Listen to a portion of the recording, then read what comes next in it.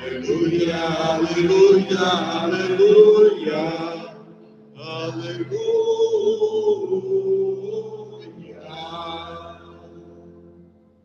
O Senhor esteja convosco. Ele está entre nós. Proclamação do Evangelho de Jesus Cristo segundo São Mateus. Glória a vós. Naquele tempo, dirigindo-se para a sua terra, Jesus ensinava na sinagoga, de modo que ficavam admirados e diziam: de onde lhe vem essa sabedoria e esses milagres? Não é ele o filho do carpinteiro? Sua mãe não se chama Maria? E seus irmãos não são Tiago, José, Simão e Judas? E suas irmãs não moram conosco? Então, de onde lhe vem tudo isso? E ficaram escandalizados por causa dele. Jesus, porém, disse: um profeta só não é estimado em sua própria pátria e em sua família. E Jesus não fez ali muitos milagres, porque eles não tinham fé. Palavra da salvação. Glória a vós, Senhor.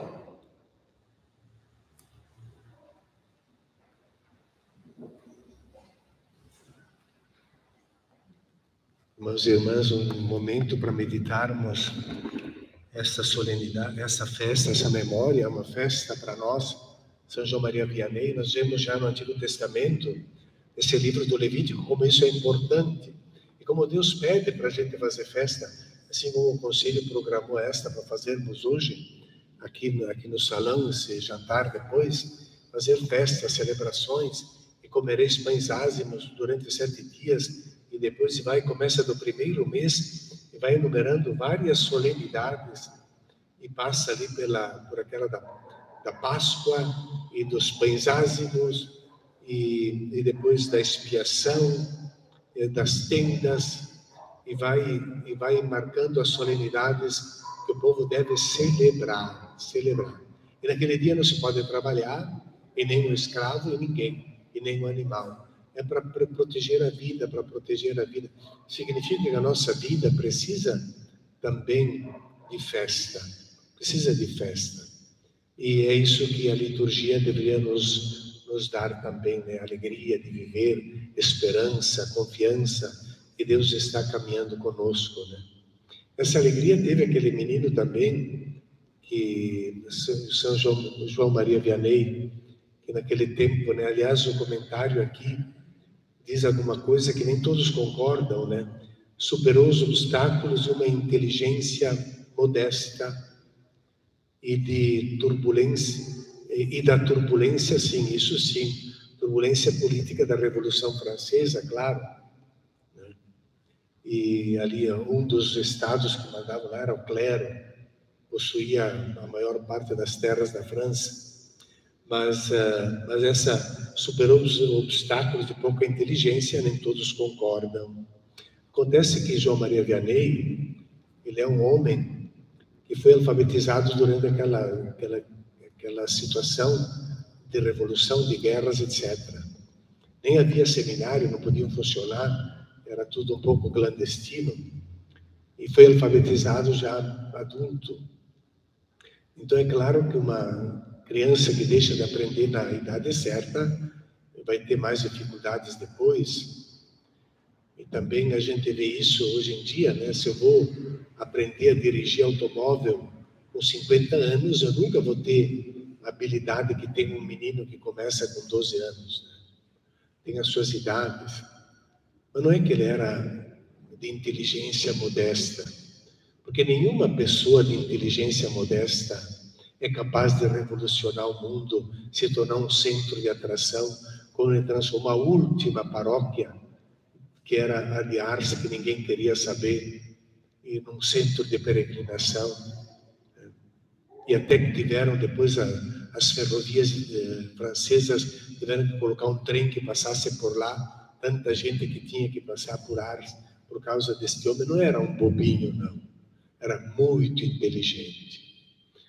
A dificuldade dele era com o latim, e tinha que estudar teologia em latim, Dom Zeno diz que passou lá na casa em Ars, que é um museu, ela encontrou a Suma Teológica em latim, e diz que estava manuseada, com textos sublinhados, traduções de francês no lado, o homem estudava. Mas é evidente que uma pessoa que é alfabetizada, já adulta, ela não tem tanta, talvez não adquire tanta habilidade assim, tem dificuldades, porque não conhecendo bem a própria língua, como é que você vai aprender uma outra?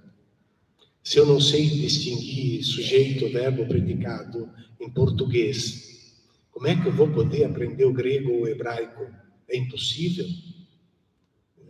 Ele tinha que estudar em latim, que era uma língua difícil, e essa era a dificuldade, mas inteligentíssimo, uma inteligência. Hoje em dia se fala também da inteligência emocional, uma inteligência espiritual, e não tem só um tipo de inteligência. Os cientistas classificaram 7 tipos diferentes. Alguém pode ser um gênio em matemática e não saber distinguir o verbo do predicado, porque aí é inteligência filosófica linguística e não a inteligência matemática. Ou a inteligência de um jogador de futebol é uma espacial, sabe estar no lugar certo como um gênio para botar a bola lá para dentro. É uma inteligência diferente. Não significa que ele tem que ser um gênio também em matemática ou em música. Música é outra inteligência que é diferente uma da outra. Eu posso ser inteligente em línguas e não na música, não saber distinguir um dó do ré, mas ser bom em filosofia e em português, por exemplo. Sua inteligência. Ele não era bobinho, ele revolucionou aquela França com a sua humildade, um povo hostil que se rendeu à humildade, à simplicidade dele. Homem simples. Dizem que iam espiar o que ele estava fazendo na igreja, né? Abriu uma porta, estava lá diante do Santíssimo, rezando, e depois passou a catequese, a oração, e passava muito tempo depois no confessionário, começou a fazer as catequeses e assim por diante. E diz a lenda ou a história, você sabe bem, que indo para Ars, ele perguntou para um menino, disse: tu sabe me explicar qual é o caminho que leva para Ars? E o menino disse: e o que eu vou ganhar com isso? O que eu ganho se tu me mostrar o caminho para Ars, eu vou te mostrar o caminho para o céu. Isso, até tem essas imagens do Ars falando com o menino, né? Perguntando, vai ensinar o caminho para o céu. O caminho para o céu é um caminho, às vezes, para um lugar difícil como é esse. Mas nós vemos que esse caminho para um lugar difícil foi o caminho também de Jesus. Jesus foi para a sua terra. E tinha recém o Evangelho narrado ali, as 7 parábolas do capítulo 13 de Mateus, belíssimas. E o povo ficava de boca aberta. E foi lá para a sua terra. Eles ficavam admirados de onde ele vem tanta sabedoria. E os milagres. Ficavam admirados, mas não acreditaram. Rejeitaram, porque eram deles. E nós temos que tomar cuidado, porque nós também somos assim. Se é alguém dos nossos, não vale nada. Jesus diz o provérbio, como diz o provérbio, nenhum profeta é aceito na sua casa e na sua pátria. Na sua pátria e na sua família não é aceito, porque é um deles. Então nós também, às vezes, estamos acostumados, gostaríamos de admiramos, né, alguém porque é rico, porque é poderoso, porque é famoso, né? Mas um dos nossos a gente não acreditaria. É uma tendência humana, né? Os pobres mesmo, mas ele é pobre, como é que vão aceitar? Ele é um deles, como é que ele pode vir aqui querer ensinar alguma coisa? Eles não estão aqui. E E mesmo diante da evidência, rejeitaram, e diz o Evangelho, até procuraram matar Jesus. E foi lá. Então é isso, nós queremos celebrar essa festa.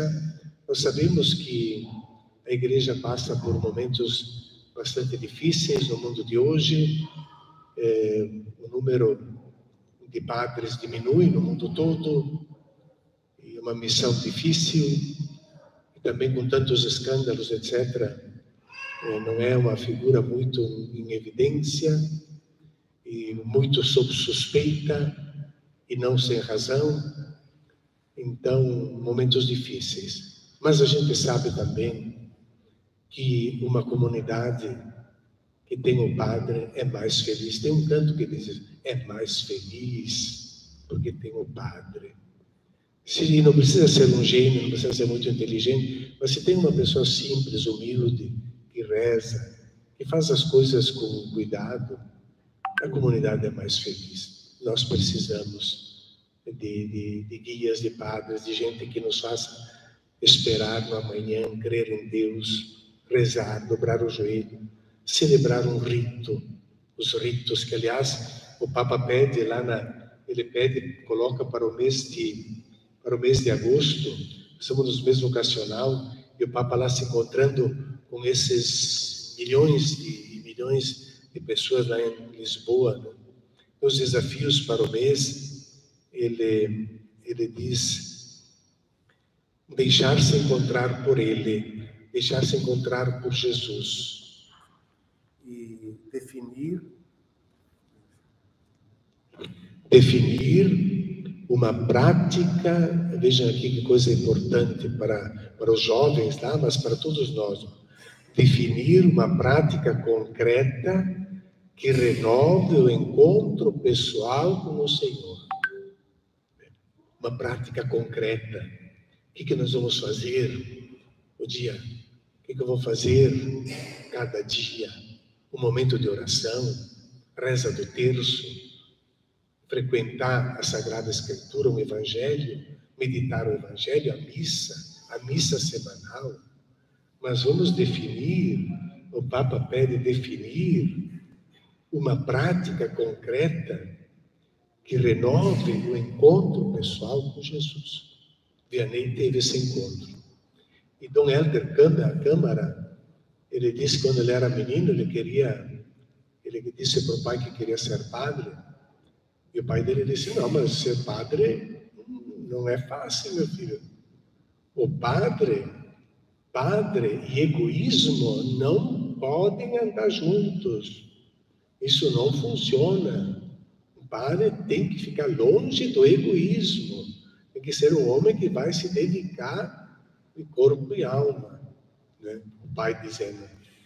E o menino disse: eu quero ser um padre desses, né? Como o senhor disse. Então tu vai ser muito feliz, o pai disse para ele. E nós temos ali um processo de beatificação de Dom Helder Câmara, o profeta dos pobres também. Muito bem, vamos agradecer a Deus a vocação de cada um, e vamos fazer agora o nosso ofertório.